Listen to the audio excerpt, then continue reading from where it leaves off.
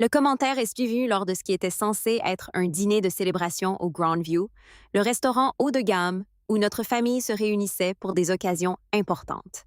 Ma fille Emma, 12 ans et douloureusement timide, avait été excitée toute la semaine. Elle avait soigneusement choisi sa robe marine, celle avec de petites fleurs brodées sur le col. Elle m'avait même demandé de l'aider à boucler ses cheveux. Ma sœur Jennifer était assise en face de nous, ses jumeaux la flanquant comme des gardes du corps. Son mari Mark faisait défiler son téléphone, y prêtant à peine attention. Maman et papa ont ancré les extrémités de la table, déjà mal à l'aise alors que Jennifer se lançait dans sa routine habituelle. Je dis juste, continua Jennifer, sa voix traversant la nappe blanche. Certaines personnes savent comment travailler dans une pièce et d'autres non. Elle fit vaguement un geste dans la direction d'Emma. C'est comme apporter un nuage de pluie à une fête sur la plage. La fourchette d'Emma claqua contre son assiette. J'ai regardé ses épaules s'enrouler vers l'intérieur, ses cheveux soigneusement coiffés tombant vers l'avant pour cacher son visage.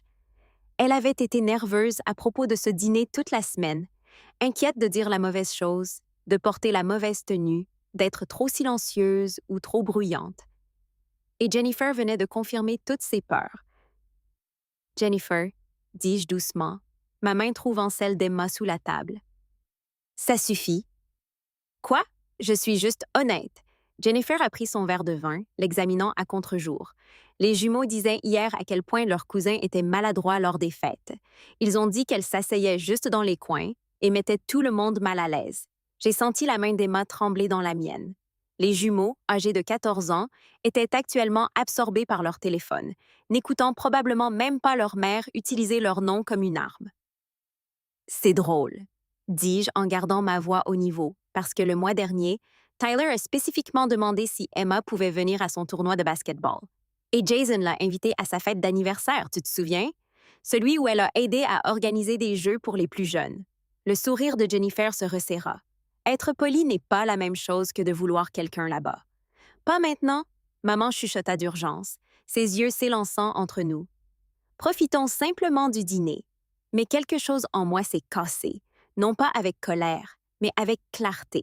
J'avais passé des années à regarder Jennifer diminuer Emma, faisant des commentaires sarcastiques sur son calme, son amour des livres, sa préférence pour les petits rassemblements plutôt que pour les grandes fêtes.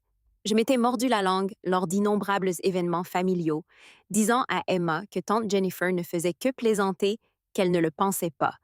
Mais la main tremblante dans la mienne racontait une autre histoire, et j'avais fini de faire semblant. En fait, maman, parlons de ça. J'ai dit, je me suis tournée vers Jennifer.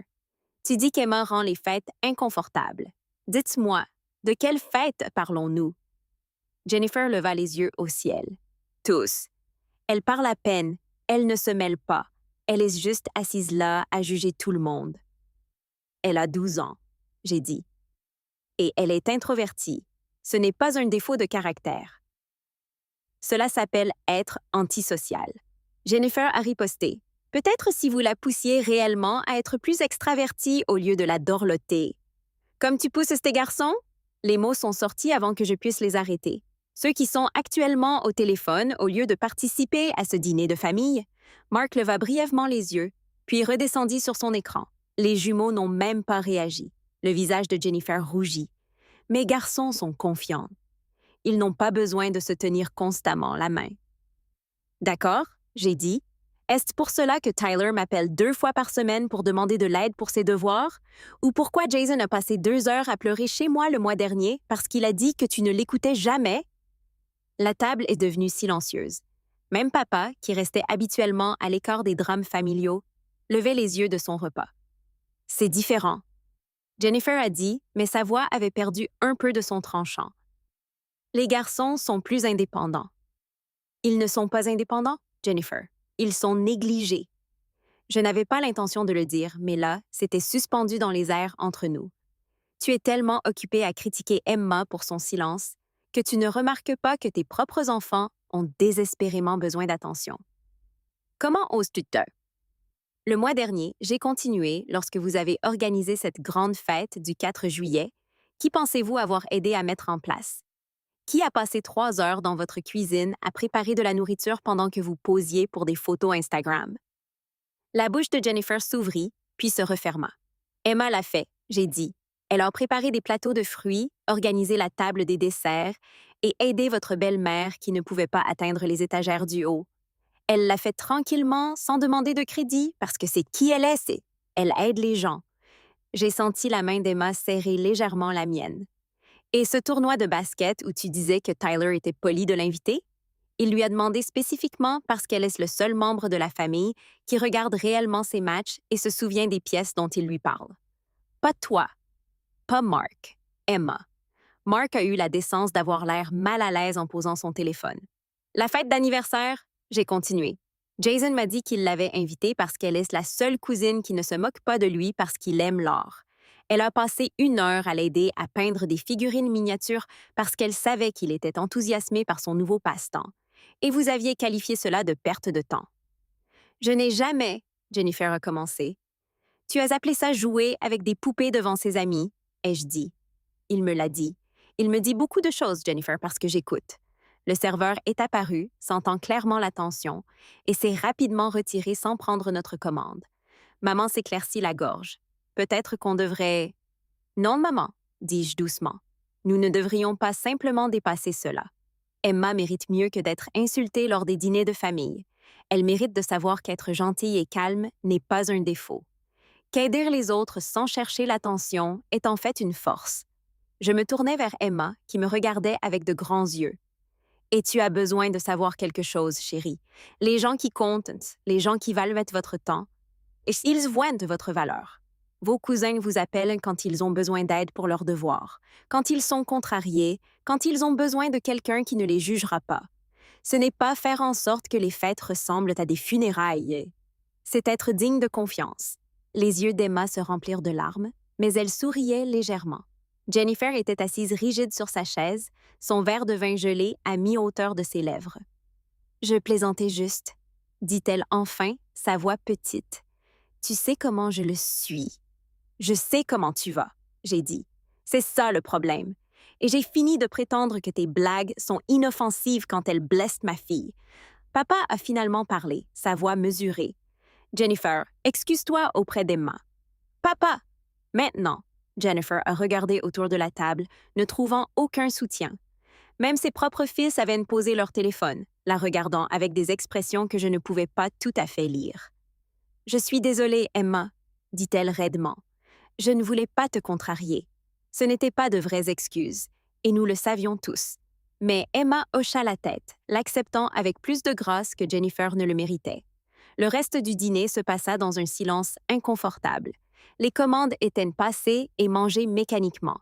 Maman a essayé plusieurs fois d'entamer des conversations neutres qui sont mortes en quelques secondes. Papa se concentrait intensément sur son steak. Alors que nous partions, Tyler s'approcha d'Emma avec hésitation. « Hey, j'ai un autre tournoi samedi prochain. Voudriez-vous venir? » Emma me jeta un coup d'œil, puis revint vers Tyler. « Bien sûr, » dit-elle doucement. « J'aimerais ça. » Jason est apparu à côté de son frère. « Et je fais une exposition d'art à l'école le mois prochain pour le cours d'art avancé. Viendrais-tu à ça aussi? » Les deux sonnent bien, Emma a dit, et je pouvais entendre le vrai bonheur dans sa voix. Jennifer a regardé cet échange près de la porte, son visage illisible. Alors que nous marchions vers nos voitures, elle a attrapé mon bras. « J'ai vraiment, plaisante-t-il. » Elle a dit. « Tu sais que j'aime Emma. » « Est-ce que je le fais? » j'ai demandé. Parce que l'amour n'est pas qu'un mot, Jennifer. C'est de l'action. C'est faire attention.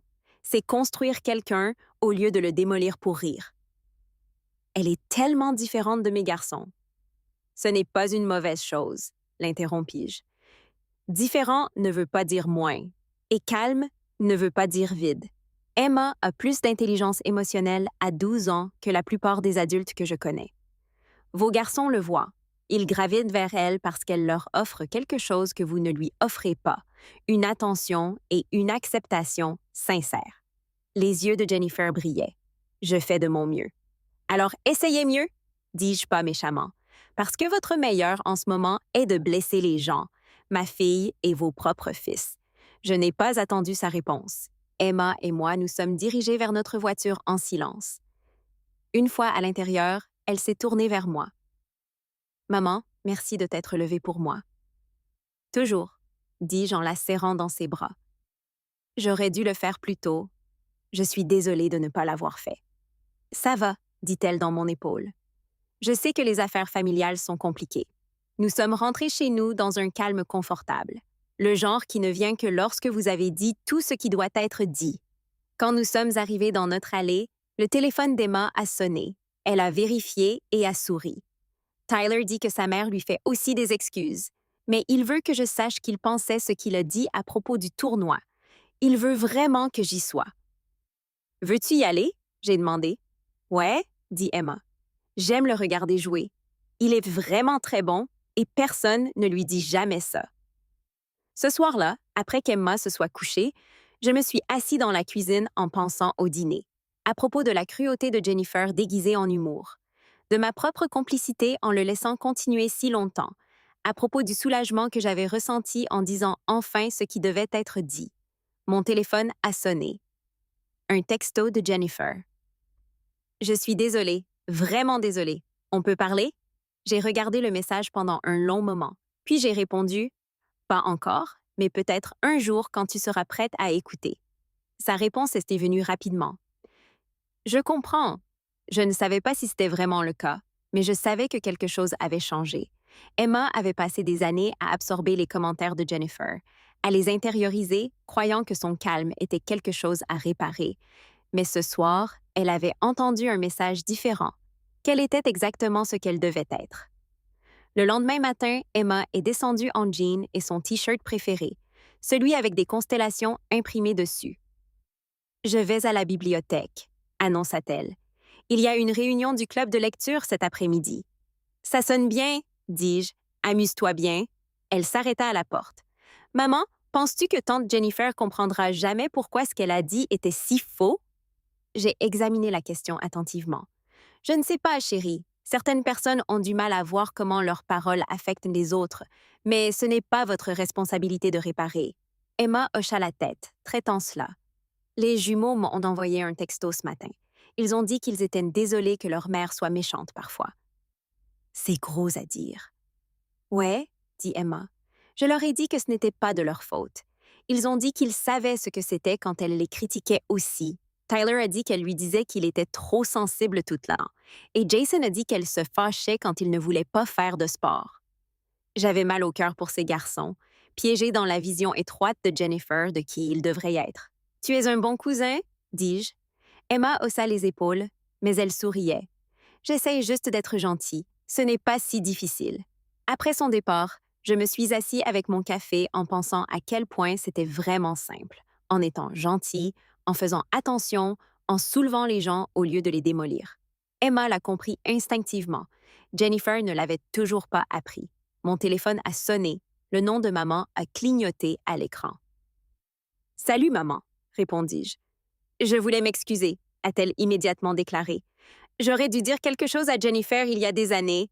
Je l'ai regardée rabaisser Emma à chaque réunion de famille et je me suis toujours dit que c'était juste une taquinerie fraternelle, mais ce n'était pas le cas. C'était cruel. »« Merci d'avoir dit ça, » dis-je.